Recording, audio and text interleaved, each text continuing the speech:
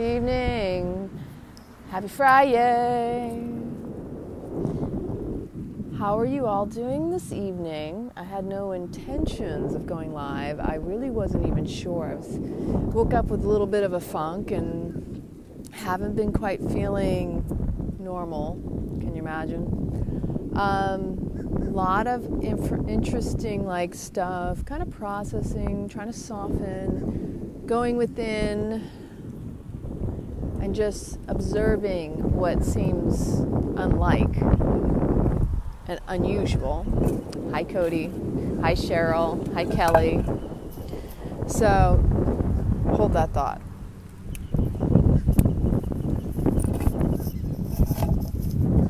Buddy, come back here. Oh, what a good boy.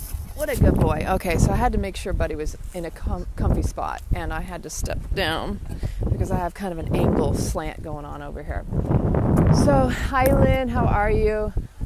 The birds are chirping. The weather is ominous. It's a little bit of a dark cloud cover.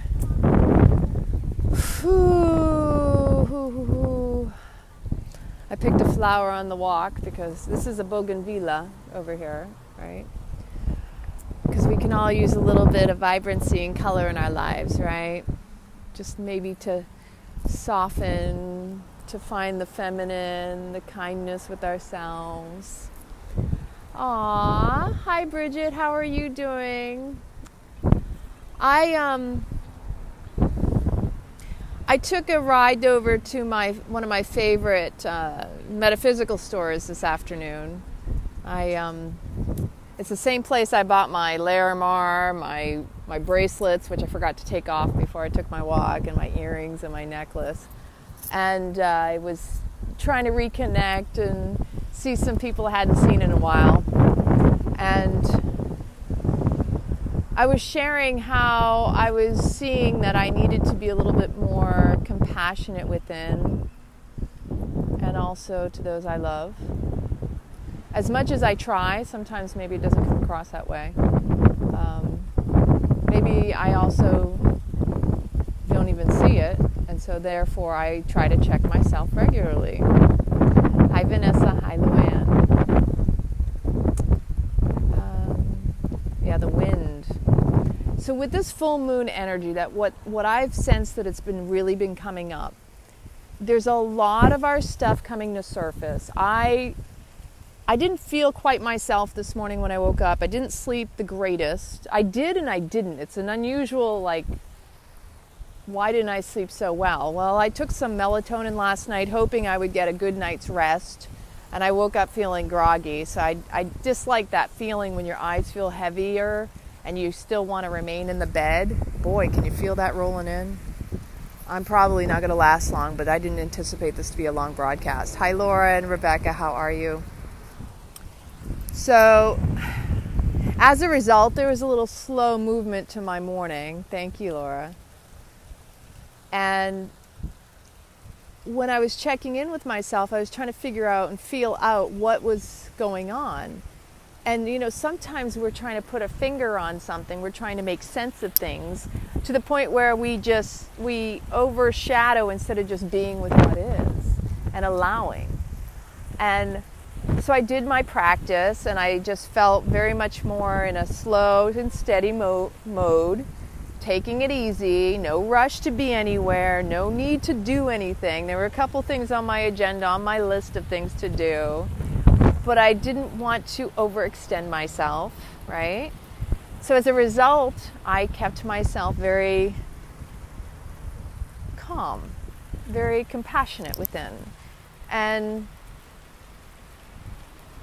I was recognizing that there were some things that while I was kind of surfing the Facebook, it was getting a little overwhelming, as you can imagine. As I was surfing, I came across a video and I was watching it. And I've been noticing this a lot lately, and it doesn't matter if you're a man or a woman, but you can see that a lot of the old patriarchal stuff that has been so oppressive upon men and women is really coming to surface. It's really in your face. And there are people taking sides, and there are people saying, well, people will side with what resonates with them Or maybe they have the loyalty factor, right? That's what labeling does. It keeps us in this pattern of separatism, duality. It doesn't unite us, it divides us as people. Instead of recognizing we're all human, and that if someone has an opinion, that doesn't make it a fact, and nor do we have to take that fact on as our own fact. So the overwhelm, in this particular case, I was listening and watching, I was listening to someone discuss how someone was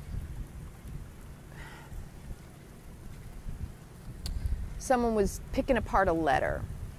And the way that came across, I was watching and listening to the video because she was also showing the video, but giving some background information specifically on the person that was being broken down and attacked. And I really was like, wow, are we really that bad? That on both sides, because there's judgment on all sides, okay? And really the biggest judgment we have is on ourselves, and then we project it on other people, like I was saying the other day, that we expect others are judging us a certain way, but it's really the judgment we are having on ourselves and expecting that, those people closest to us are also exhibiting. And while I was listening to this, I was really just going, wow, how much more do we have to be supportive of putting other people down? And that's starting with ourselves first. But when you see it with people who have a huge following, totally attacking and calling people out and being nasty, mean, and trying to discredit them by upping themselves. And I'm bringing this up because this has been very prominent with the male and the feminine, the masculine and the feminine, and it's unhealthy.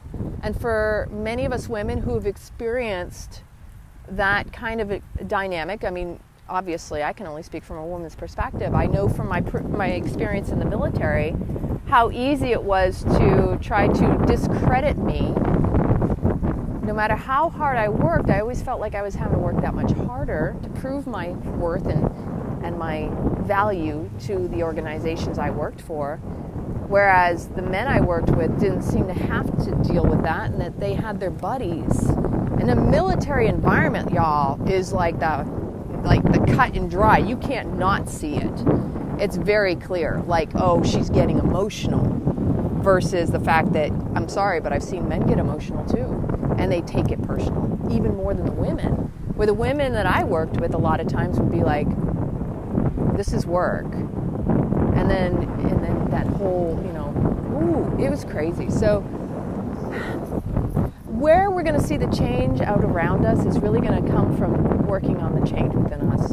And that's the bottom line. Whether you're a man or woman, if you're going to support women being degraded, discredited, then that's going to continue to perpetuate the situation. And so this is where I'm talking about softening with ourselves first. Women, this is why we come together in community. This is why it's important to have your goddess tribe.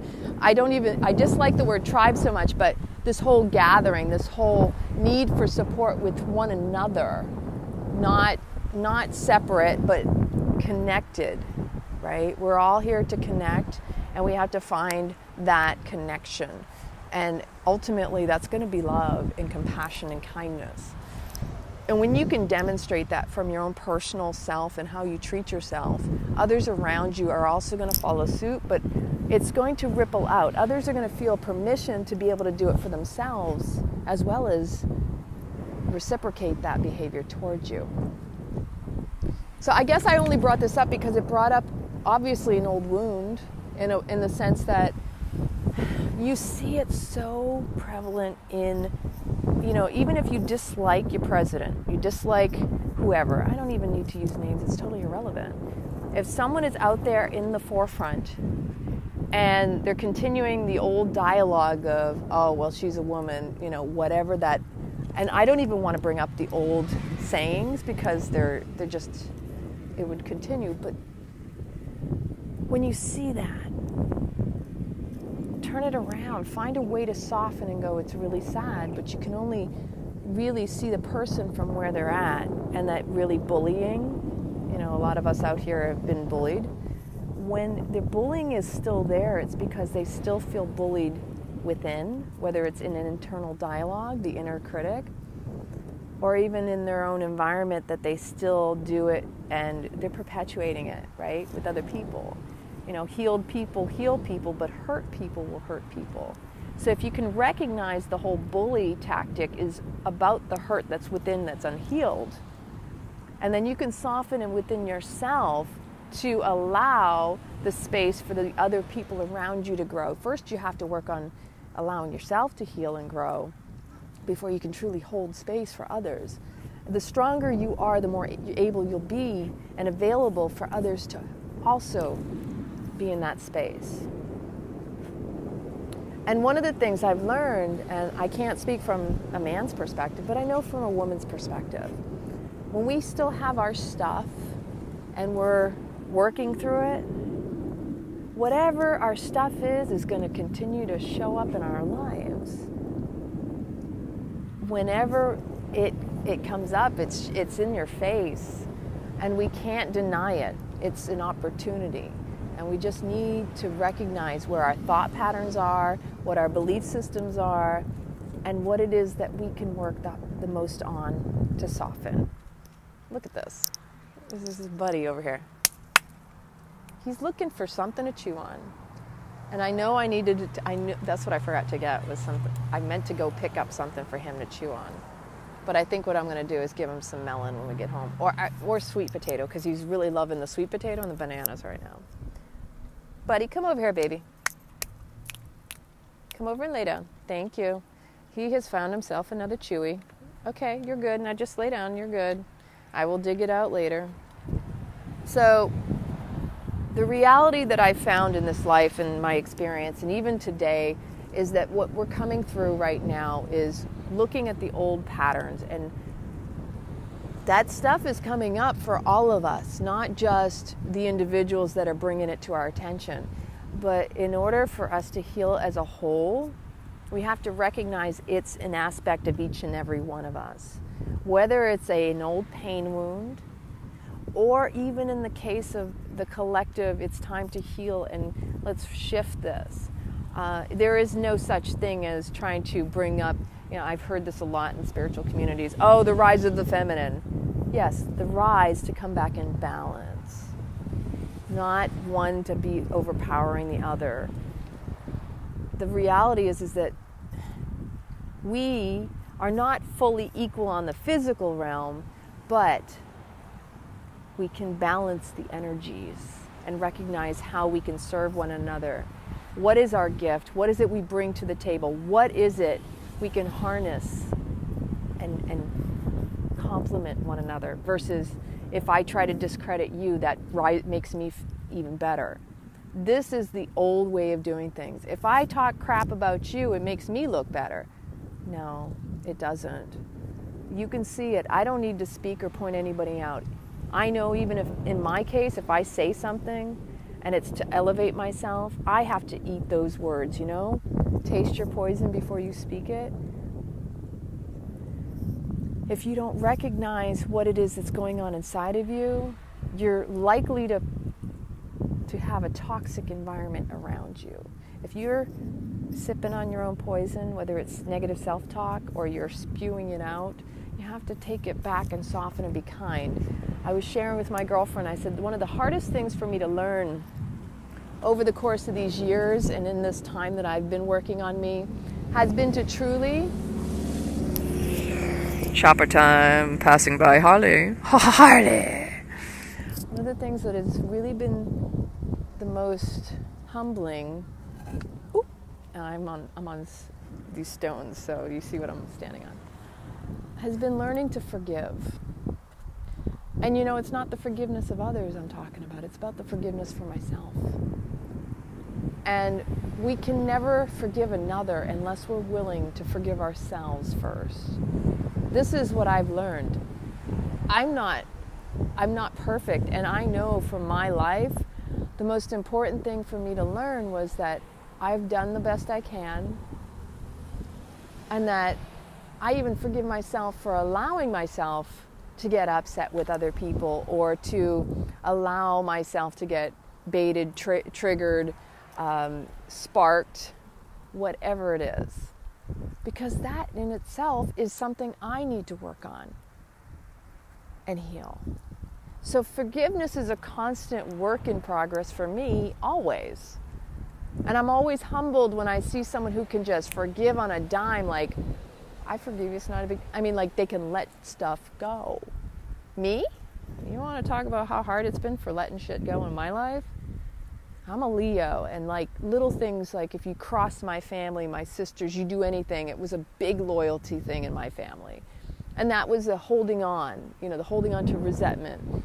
And again, that's an example of swallowing the poison, expecting the other person to die syndrome, where really we don't need to hold on to that extra baggage, that excess energy that's stagnant and sucking the life force out of us. On a daily basis, I try to count the blessings within my life, because there are so many more blessings than I have any issues or problems or shortcomings or downfalls, right? Hi, Jennifer and Darcy. I've been speaking about it a lot in the past week, about how important it is to focus more on what it is that is working versus what isn't working. Because I think that's the big key to getting through whatever you're going through. That many of us are caught up in the old patterns of, I'm a victim of my circumstances dictate how I feel, when the reality is it's all inside of us. We can choose to look at a situation and shift it. And it really does begin in our minds. Our minds are the creators of our reality, our external life. I know from looking at my life, I know from seeing that whatever's shown up in my life was already up in my head first. It didn't just show up randomly. I know how powerful a manifester I am. I've seen it unfold, and I can only just say, OMG, I'm grateful. Oh, my gratefulness. Oh, my humbleness. Thank you, thank you, thank you. Even the stuff that may be the most uncomfortable is the stuff I've asked for it to come to fruition, because if I don't see my shortcomings, I can't correct them. And so again, I've said there's no such thing as failure. The success is in the failure, because it's going to steer you in the direction you need to go. Come over here, buddy. I'm telling you, he is like on the banana. Come over here, baby. Come here, sweetie. He's been so good. He really is. But he's been chewing his butt. When I went out and I came home, I was like, no! So with this full moon, see what it is inside of yourself. This is my offering. Find a way to make a ritual around strengthening your focus, your energy, your attention on the beauty that is in your life, right? The beauty is that you're here, you get to live this amazing existence, that no matter what else is going on out in the world, and we're all going to see our stuff out there, and it's an opportunity for healing. But I guarantee the more you can focus on what it is you appreciate, you value, what is working, you're going to find it's going to keep showing up more out there. And that's how I believe we're going to really shift this collective, this oneness, this wholeness of who we all are, whatever is going on in our countries, in our world, across the board. The only way that stuff's going to work out in our favor, the way we prefer, is if we start working on what it is in us that we appreciate and want to cultivate and harvest. Because in numbers, we have that power even more. Individually, we have an amazing power. But when we individually, collectively, are working to heal and improve what is going on within us, we'll start to see it everywhere we look. It's just a shift of the focus, taking it away from the problems and looking to what is the beauty, what is working, what it is you appreciate so you want it to grow. And that's going to require, like I said, ritual. You could do anything, however you want to make it. It doesn't have to look like anything. You just take the time to make the effort, whether it's to write it down, to burn it with the candles, whatever. Just taking the time to soften, to go within, to find forgiveness for yourself and anyone else you can think of, and also asking for forgiveness, because maybe you don't feel you can forgive yourself because you feel someone else needs to forgive you, like you are, and that's a dependency sometimes we have. And you need to forgive yourself for any type of codependency or any other need for something outside of yourself, because there's so many patterns and habits that we've acquired and been programmed with and trained, that we're all working to take away those layers so that we can find the sweetness within. Whatever it is you appreciate, whatever it is you love about yourself, try to amplify that with more of your focus, more of your energy, and really set a ritual around that. Write down all those beautiful aspects about yourself. What is it you love? What is it you value? What is your gift? What do you do well? When you start writing, you'll start finding more and more. It's just a little bit of a take time for you and see within. So I hope you have an amazing Easter weekend. I can't guarantee I'm going to go live again. I'm kind of taking some downtime. So I love you all. Happy Easter, happy full moon. I guess April Fool's is also coming up. Be careful. You never know. You never know what's going on out there. So be safe. Be attentive to your mind. Be honoring and whatever it is, even the negative self-talk, the mindfulness, the awareness of it, is what's going to help you the most. Observe, soften, forgive, and just be. Find the stillness and the peace within. Until next time, whenever that is, I love you so much. Be well.